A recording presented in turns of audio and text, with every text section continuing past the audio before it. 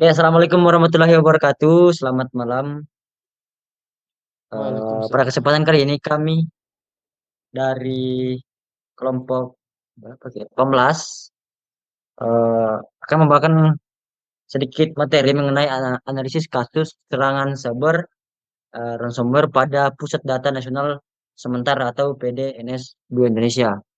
Nah, pada kesempatan kali ini kami ada 5 orang. Yang pertama saya sendiri atas nama Aril Maria. Yang kedua ada Rindi. Yang ketiga ada Pipi. Yang keempat ada Daud dan yang kelima ada Zaskia. Jadi langsung saja ke materinya.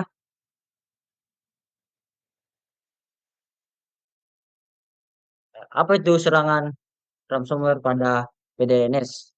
Jadi serangan ransomware itu pada PDNS adalah serangan cyber yang menargetkan pusat data nasional sementara. Itu sistem yang digunakan untuk menyimpan dan eh, mengelola data dari berbagai instansi pemerintah di Indonesia. Di eh, serangan ini itu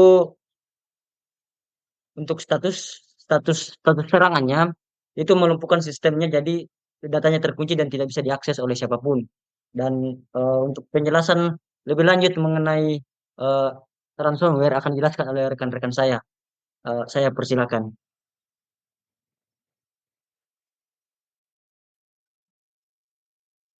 Baik, saya akan melanjutkan materi dari pemateri pertama.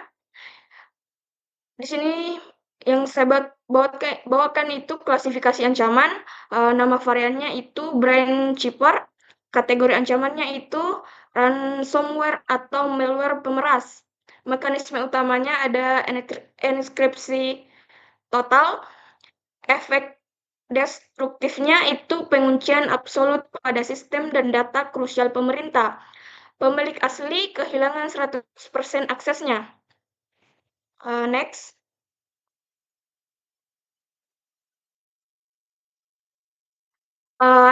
Anatomi serangan, di sini ada 4. Yang pertama ada infiltrasi dan sembunyi, berdiam diri selama 2 hari tanpa terdeteksi. Yang kedua ada melumpuhkan keamanan, mematikan perlindungan dasar atau Windows Defender-nya. Yang ketiga ada menghapus jalur pemulihan, itu mencegah proses recovery datanya. Dan yang keempat ada eksekusi penguncian atau enkripsi total seluruh servernya. Selanjutnya saya serahkan kepada pemateri ketiga. Baik, di sini saya akan melanjutkan. Selanjutnya kita masuk pada identifikasi aktor. Nah, kelompok ini bernama Brain Cipher. Mereka bukan pemain amatir, tapi mereka bekerja sama dengan jaringan penjahat siber dunia yang sangat terkenal bernama Lockbit 3.0. Nah, apa sih alasan mereka atau motivasi apa yang membuat uh, mereka untuk menyerang? Nah, di sini ada dua, yaitu karena uang atau motivasi finansial. Mereka meminta tebusan uang sebesar 8 juta atau sekitar 131 miliar. Nah, yang kedua itu untuk pamer dan menegur. Nah, motivasi reputasi. Mereka ingin menunjukkan bahwa sistem keamanan internet di Indonesia ini sangat lemah. Nah, selanjutnya apa sih dampak bagi kita? Nah, serangan ini mengunci server pusat dari data pemerintah, sehingga banyak layanan publik jadi lumpuh total. Nah, skalanya itu cukup mengerikan.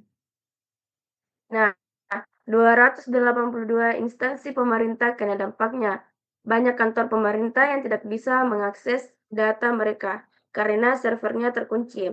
Nah, yang kedua itu kekacauan di bandara. Sistem imigrasi mati. Dan yang terakhir, layanan lain terhenti. Proses penting seperti pengurusan sertifikat halal dan pengadaan barang pemerintah jadi macet total karena sistemnya tidak bisa dibuka. Nah, selanjutnya saya serahkan ke materi selanjutnya.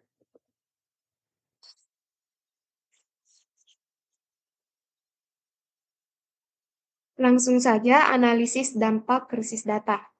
Krisis data mahasiswa, ratusan ribu data penerima KIP kuliah RAIP Mahasiswa dipaksa daftar dan unggah ulang dokumen dari nol. Next.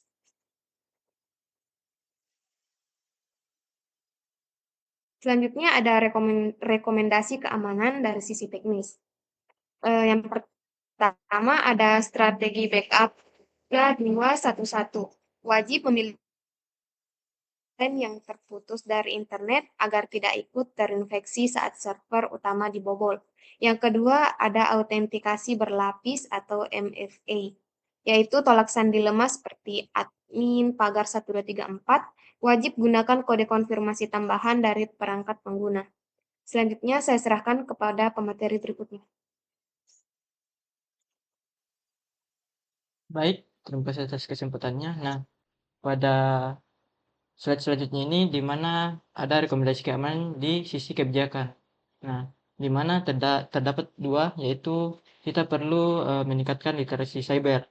Contohnya itu melakukan pelatihan wajib agar pegawai paham bahaya phishing dan tidak mengklik sembarang tautan dan selalu rajin untuk menguji keamanan dari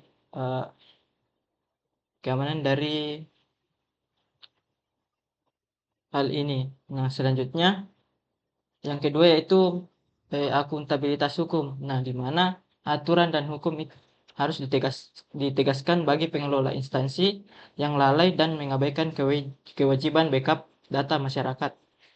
Nah, next.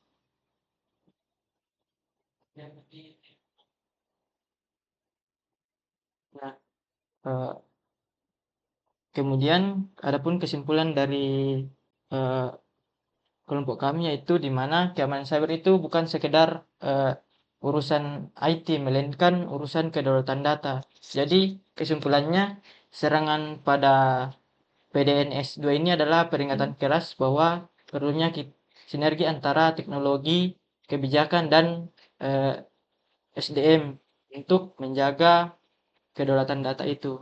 Nah, mungkin sekian dari saya kembalikan ke moderator.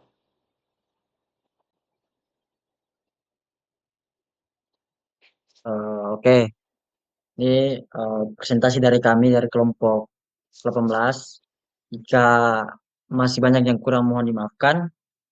Kami pamit undur diri. Wabillahi taufiq wal hidayah. Wassalamualaikum warahmatullahi wabarakatuh.